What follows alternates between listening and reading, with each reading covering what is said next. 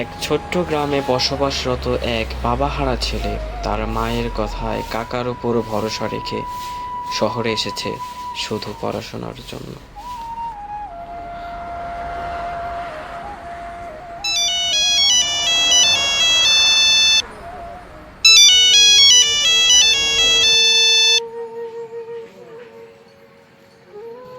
আসসালামু আলাইকুম। হ্যালো বাজান, হ্যাঁ মা। খাওয়া দাওয়া করছো না? হ্যাঁ খাইছিলাম। তোমার চাচা চাচি কেমন?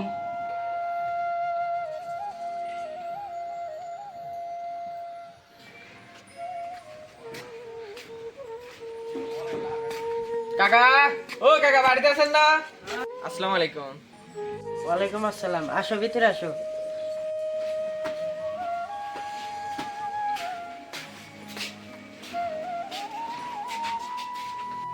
ওগো শুনছো? ভাতিজা আইছে, খেতে দাও। তুমি নাহলে থাকো, বাহিরে আমার একটা কাজ আছে, কাজটা সাইরে আসি। আচ্ছা জান তাহলে। নবাবের বাচ্চা নিচে ভাই।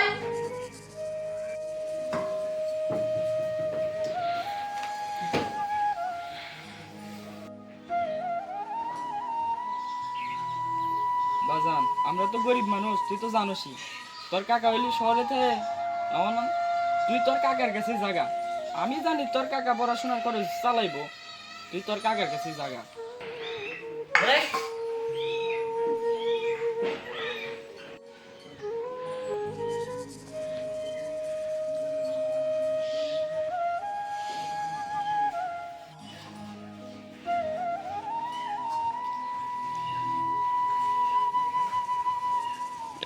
A few moments later.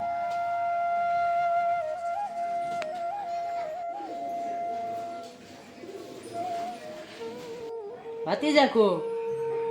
ওই রুমে। খেতে দিছিলে? হ্যাঁ, তোমার ভাতিজা এসেছে কেন হঠাৎ? ছেলেটা বাবা হারা, পড়াশোনার জন্য আসছে। কতদিন থাকবে সে? এই বছর চারেক। কি এতদিন? আমি কিন্তু রান্না করতে পারবো না এত লোকে। ছেলেটা বাবা হারা, এতিম মানুষ, তোমার কষ্ট হলেও একটু করো। তোমাকে তো একটা কথা বলতে ভুলে গেছি, তোমার শালা বাবু আসতেছে আজকে। ও 12 seconds later.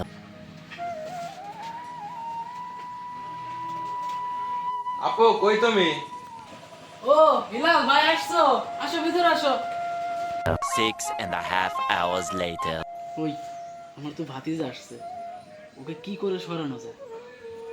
আমার কি করতে হবে? তোর ভাই বারিশের নিচ থেকে পাবে।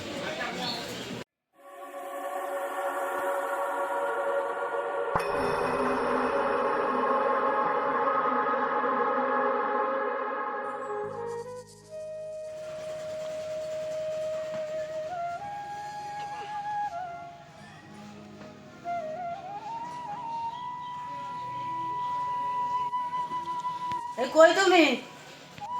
কি হয়েছে? পিলোর নেস থেকে টাকা নেছে কে?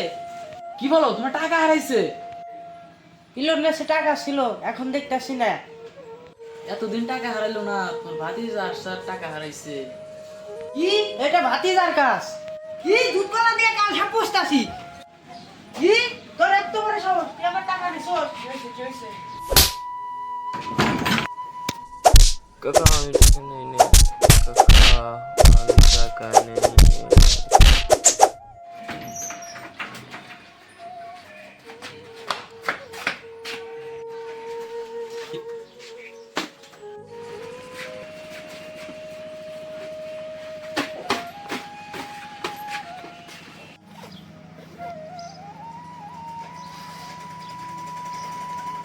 আমার চাচা চাচি অনেক ভালো আছে, সমস্যা নাই।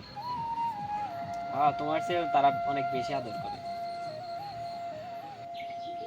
অন্যের ফোন দিছি তো রাখলাম, নাইলে ভালো থেকো। আসসালামু আলাইকুম।